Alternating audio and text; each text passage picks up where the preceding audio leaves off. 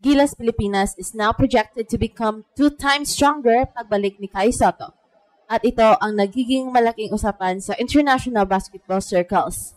Ang recovery timeline ni Kai ay on track at target ng Gilas program na makabalik siya sa full training pagsapit ng January. Ibig sabihin, posibleng kompleto at mas malakas ang Gilas frontcourt pagdating ng February window. Dahil dito, inaasahan ng maraming analysts na magbabago ang dynamics ng Group A, lalo na't nagpakita na ng historic rebounding dominance ang Pilipinas kahit wala pa si Kai sa lineup. Bakit sinasabing magiging doble ang lakas ng Gilas pagbalik ni Kai? Dahil ang 7-2 presence niya bilang rim protector and interior anchor ay magpapaangat ng buong sistema ni Coach Tim Cone. Nakita na sa unang window na kaya ng Gilas mag-dominate sa boards gamit ang triple towers na sina Quentin Malliora-Brown, AJ Adu, and Junmar Fajardo. Ngayon, isipin kong idagdag mo pa ang isang 7-footer na may spacing, passing, at timing sa depensa. Lalaki ang control ng Gilas sa tempo, mas malilinaw ang spacing para kina Bramley at Ramos, at mas magiging solid ang drop coverage and shot contest sa loob. Hindi lang scoring at blocks ang hatid ni Kai. Binibigyan niya ng gravity ang offense and stability ang defense. Dito na pumapasok ang Australia. Ang Boomers ay kilala bilang isa sa mga pinakamalalim na national team sa mundo. Pero sa February window, posibleng kailangan na nilang magdala ng kanilang NBA players para hindi sila mabigla sa magiging laki at lakas ng Gilas frontline.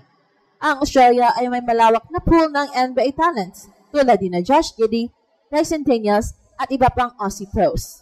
Sa normal na qualifiers, hindi nila kailangang mag-deploy ng full-strength NBA roster. Pero kapag nakita nilang babalik si Kai at buo ang Gilas frontcourt, magiging malaking pressure para maglabas sila ng mas malakas na lineup. Ang Pilipinas ngayon ay hindi na considered as underdog sa paint. Sila ay isa ng towering threat na kaya makipagsabayan sa Oceania Powers. Hindi garantisado ang availability ng NBA players sa isang FIBA window dahil sa NBA schedule and injury management.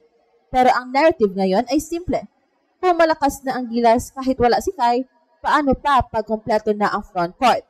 Ito ang dahilan kung bakit pinag-uusapan na rin sa Australia kung dapat na ba nilang tawagin ang kanilang NBA reinforcement sa February para hindi malagay sa alanganin. Ang projected return ni Kai Sotto ay hindi lamang dagdag lakas. Ito ay potential turning point. Ito ang pwedeng mag-shift ng power dynamics, magbigay ng mas malaking confidence sa Gilas at magdulot ng mas intense na preparation mula sa Australia. Kapag bumalik si Kai, mas tataas ang standard ng February window, mas malakas, mas mataas ang stakes, at mas exciting ang magiging bakbakan. Ang Gilas Pilipinas ay hindi pa man kumpleto, nagawa na nilang gumawa ng kasaysayan sa FIBA qualifiers at magdulot ng matinding shockwave sa buong Asia. Ngunit ngayon, isang massive projection ang nagpapaviral sa international basketball circles. Ang Gilas Pilipinas is now projected to become 2 times stronger pagbalik ni Kai Sotto. Ang excitement ito ay nakatuon sa recovery timeline ni Kai na on track para sa full training sa January na nagbibigay ng possibility na kompleto at mas malakas ang Gilas frontcourt pagdating ng February window. Ang projection na ito ay hindi mere speculation. Ito ay batay sa historic rebounding dominance na ipinakita ng Gilas kahit wala pa si Kai sa lineup. Sa unang window, nagawa ng Gilas na sirain ang Asian qualifiers rebounding record gamit ang powerful triple towers, sina Quentin Malliora-Brown, AJ Adu at Junmar Fajardo.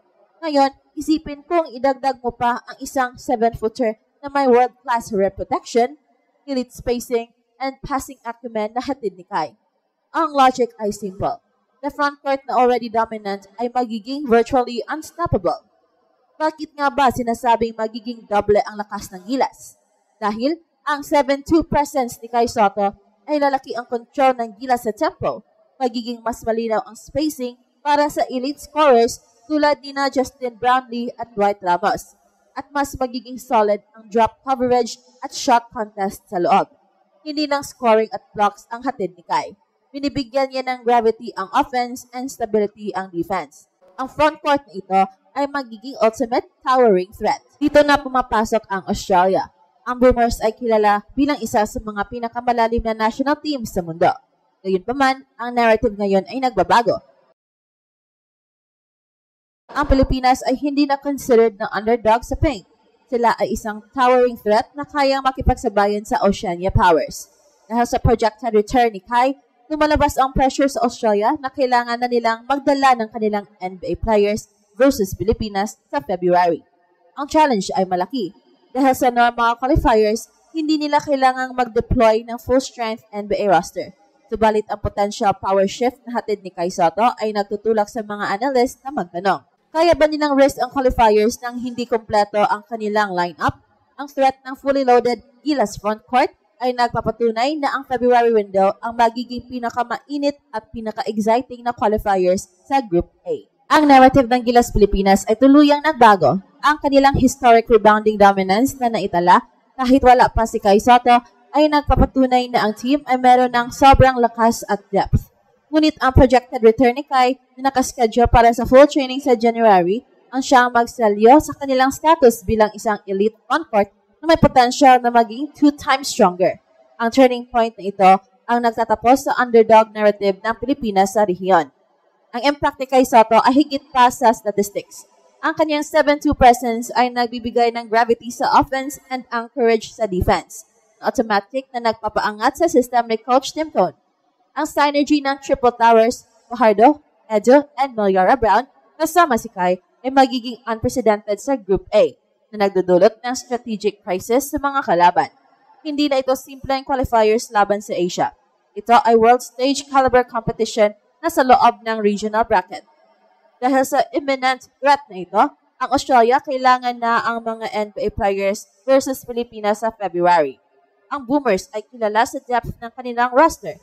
Ngunit ang strategic necessity na ilabas ang kanilang best available NBA talents